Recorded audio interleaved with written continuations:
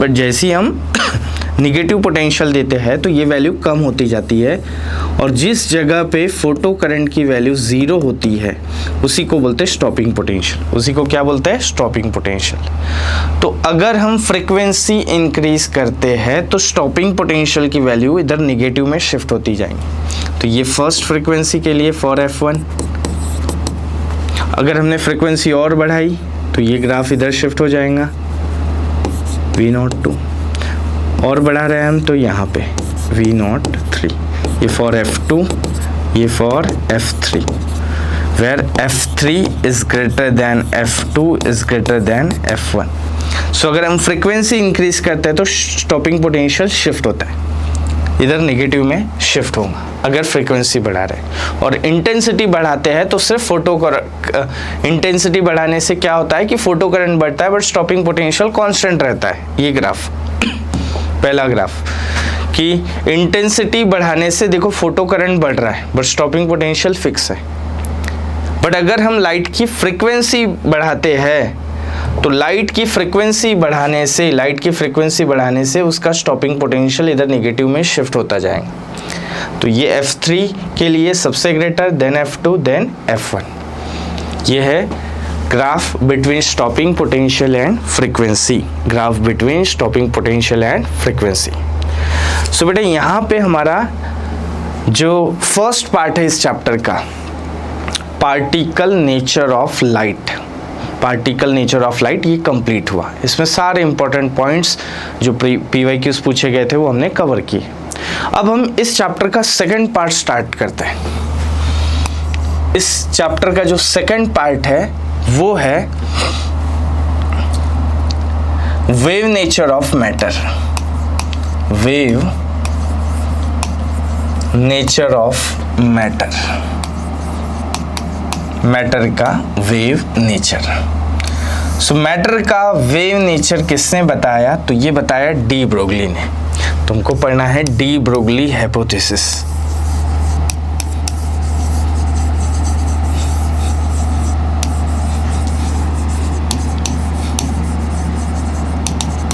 सो de Broglie hypothesis, de Broglie क्या बोलता है कि हर एक मूविंग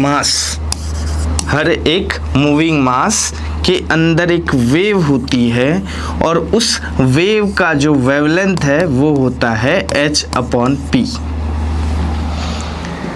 हर एक मूविंग मास, डी ब्रोगली का कहना है कि हर एक moving mass have wave associated with it. हर एक मूविंग मास के अंदर एक वेव है और उस वेव की वेवलेंथ उसने दी, दैट इज h/p। h को बोला जाता है Planck constant.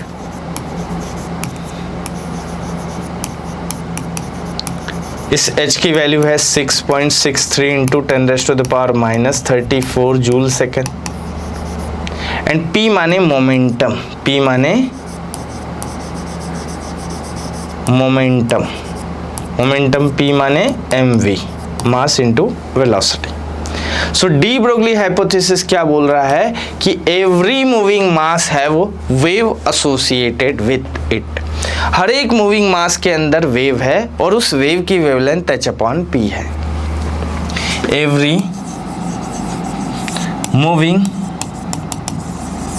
Mass have wave associate with it।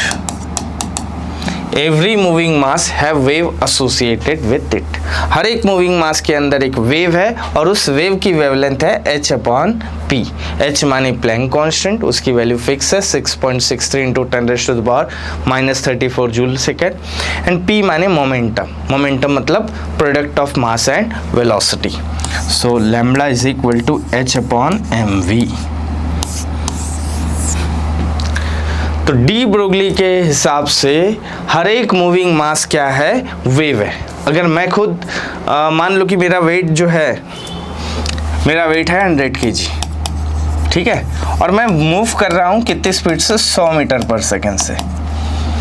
तो अकॉर्डिंग टू डी ब्रोगली मैं खुद एक वेव हुआ, मैं एक वेव जैसे बिहेव करूँगा और मेरी जो वेवलेंथ आएंगी वो वेवलेंथ होंगी h/मोमेंटम सो इट्स h/mv। तो कैलकुलेट करते हैं कि अगर एक मूविंग मास वेव है तो उसकी वेवलेंथ कितनी है according to de Broglie calculate करते हैं। सो h/p h/mv। अब देखो h की वैल्यू 6.63 इंटू 10⁻⁻34 जूल सेकेंड। यहाँ मास कितना है 100 और v कितना है 100। तो देखो ये हुआ 6.63 इंटू 10⁻⁻34। ये 2 और 2 4 0, ये 4 ऊपर आया, कितना हुआ 6.63 इंटू 10⁻⁻34 -4। तो ये हुआ 6.63 इंटू 10⁻38 मीटर। तो अगर मैं वेव हूँ तो जो मेरी वेव बन रही है उस वेव की वेवलेंथ इतनी है, जो कि देखो 10⁻38 है। ये अनडिटेक्टेबल है, ऐसा कोई इंस्ट्रूमेंट नहीं, ऐसा कोई इंस्ट्रूमेंट नहीं जो इस वेवलेंथ को मेजर कर सके। आप किसी भी वेवलेंथ को कहाँ तक मेजर कर सकते हो, आपने क्वेश्चंस भी देखे होंगे, ज़्यादा से ज़्यादा एंगस्ट्रॉम तक, मतलब 10⁻⁻10 या नैनोमीटर में 10⁻⁻9 मीटर। इस रेंज के आसपास की वेवलेंथ हम किसी इंस्ट्रूमेंट से मेजर कर सकते हैं, डिटेक्ट कर सकते हैं। बट ये जो वेवलेंथ है ये अनडिटेक्टेबल है। तो डी ब्रोगली के हिसाब से कि हर एक मूविंग मास जो है वो वेव है, बट उस वेव की वेवलेंथ तभी डिटेक्ट होंगी जब उसका मास कम होगा। तो हेवी मास के लिए डी ब्रोगली का जो स्टेटमेंट है वो सही है बट अनडिटेक्टेबल है। ये स्टेटमेंट सही है किसके लिए, छोटे पार्टिकल के लिए। जैसे कि फॉर एग्जांपल कोई इलेक्ट्रॉन है, अब इलेक्ट्रॉन मूव कर रहा है। अब इलेक्ट्रॉन की जो मास है वो, इलेक्ट्रॉन का मास कितना होता है 9.1 इंटू 10⁻31 kg। अब ये मूव कर रहा है मान लो 3 इंटू 10⁻6 मीटर पर सेकेंड से, इतनी स्पीड से। तो हम इसका वेवलेंथ क्या कर सकते हैं बेटा, कैलकुलेट कर सकते हैं। तो ये जो मास है ये मूव कर रहा है, तो इसके अंदर ये मूव करेगा in the form of wave, in the form of wave, और उसकी जो वेवलेंथ है वो रहेंगी h/p, that is h/mv। h की वैल्यू 6.63 इंटू 10⁻⁻34, ये 9.1 इंटू 10⁻31, और v कितना बेटा 3 इंटू 10⁻6। क्लियर। अप्रॉक्सली अगर मैं यहाँ पे कैलकुलेशन करूँ तो ये 1, ये कितना 2, ठीक है। तो ये हुआ 2/9 और ये 10⁻34 प्लस 31 माइनस 6, तो ये 2/9 मतलब 0.1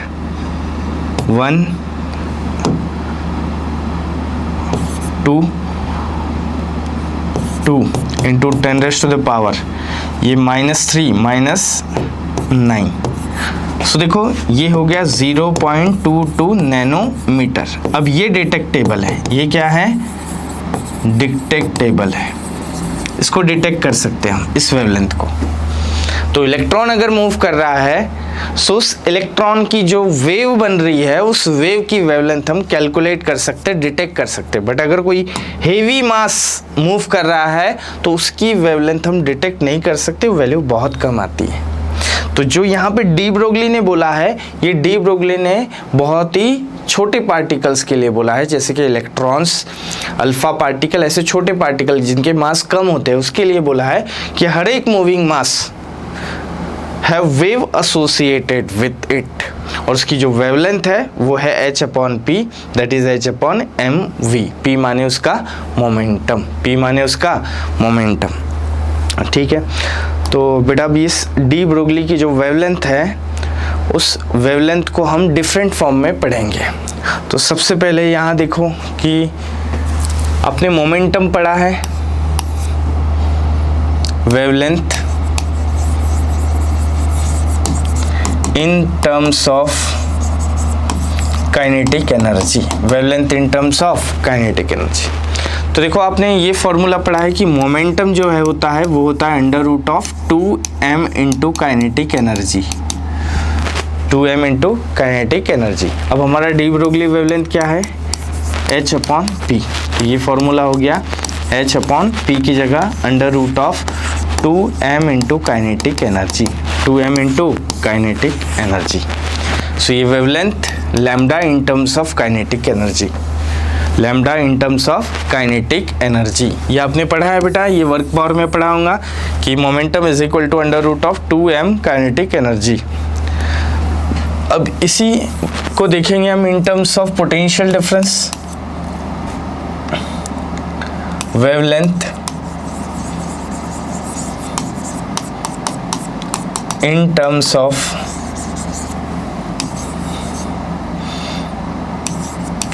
एक्सेलरेटिंग चार्ज।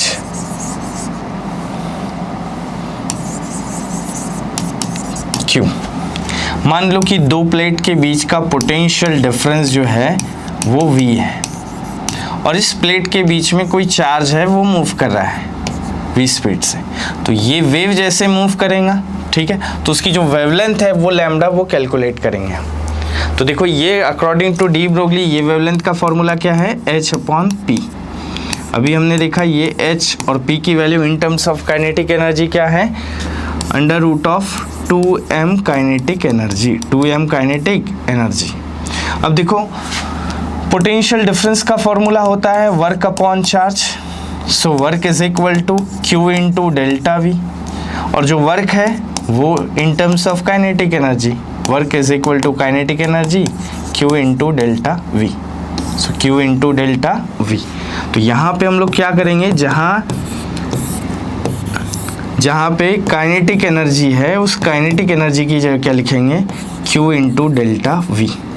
q माने चार्ज और v माने बेटा यहाँ का potential difference, voltage, potential difference. So ये एक फॉर्मूला मिल गया हमको in terms of charge and potential difference. So basic formula h upon p, और p की जगह हम लिख सकते हैं under root of 2m into kinetic energy. फिर कोई चार्ज अगर किसी दो प्लेट के बीच का पोटेंशियल डिफरेंस v है, उसके बीच में एक्सेलरेट कर रहा है तो मूव कर रहा है, तो मूव करेगा in the form of wave. So according to de Broglie h upon p, p की जगह under root of 2m into kinetic energy. अब इस काइनेटिक एनर्जी की वैल्यू हमने कैलकुलेट की कि पोटेंशियल डिफरेंस का फॉर्मूला होता है work upon charge. So work is equal to charge into potential difference. तो जो भी एक पॉइंट से दूसरे पॉइंट आने के लिए जो वर्क हो रहा है वो किसके बराबर, काइनेटिक एनर्जी के। तो काइनेटिक एनर्जी माने q इंटू डेल्टा वी। तो यहाँ काइनेटिक एनर्जी की जगह हमने क्या लिखा, q इंटू डेल्टा वी। अब अगर ये चार्ज इलेक्ट्रॉन है, अगर ये चार्ज जो है वो इलेक्ट्रॉन है, क्या फॉर्मूला मिला हमें, h upon under root of 2m q delta v। But अगर ये चार्ज इलेक्ट्रॉन है, फॉर इलेक्ट्रॉन, कि कोई इलेक्ट्रॉन क्या कर रहा है, किसी प्लेट के बीच एक्सेलरेट कर रहा है, तो एक्सेलरेट करेगा in the form of wave, और ये दो प्लेट के बीच का जो पोटेंशियल डिफरेंस है वो है v, वो है v। तो अगर हम ये फॉर्मूले में चार्ज की वैल्यू रख दें, h upon under root of 2m, charge की q की जगह हम लोग क्या लिखेंगे, चार्ज कितना होता है इलेक्ट्रॉन पे e, और potential difference v, potential difference v। तो यहाँ देखो h कांस्टेंट है, मास ऑफ इलेक्ट्रॉन कांस्टेंट है, और चार्ज ऑन इलेक्ट्रॉन कांस्टेंट है। तो ये सारे टर्म कांस्टेंट है, तो हम ये फॉर्मूला ऐसे यूज़ करेंगे, root of 150 divided by potential difference, और ये यूनिट जो है वो किस में रहेगा, एमस्ट्रॉन्ग में, अगर हम कांस्टेंट वैल्यूज रख दें। तो याद रखना, इस पर अगर क्वेश्चन पूछा कि कोई इलेक्ट्रॉन किसी प्लेट के बीच एक्सेलरेट कर रहा है जिसका पोटेंशियल डिफरेंस v है, तो डायरेक्टली आप ये फॉर्मूला लगा सकते हैं कि वो मूव करेंगे in the form of wave, और उस वेव की वेवलेंथ होंगी एमस्ट्रॉन्ग में under root of 150 by potential difference. या फिर इसी को ही आप ऐसे भी लिख सकते हैं 12.27 divided by square root of potential difference, और ये जो भी आंसर रहेगा वो किस में रहेगा, एमस्ट्रॉन्ग में। किस में रहेगा, एमस्ट्रॉन्ग में। क्लियर। और एक लास्ट पॉइंट बेटा इसमें कि वेवलेंथ हमने देखी, वेवलेंथ का फॉर्मूला होता है h/p और wavelength is equal to h/p in terms of kinetic energy 2m into kinetic energy. अब kinetic energy of gas, kinetic theory of gas में फॉर्मूला है, kinetic energy for one molecule कितना होता है 3/2 kT। Kinetic energy for one molecule, kinetic energy for one molecule 3/2 K माने Boltzmann constant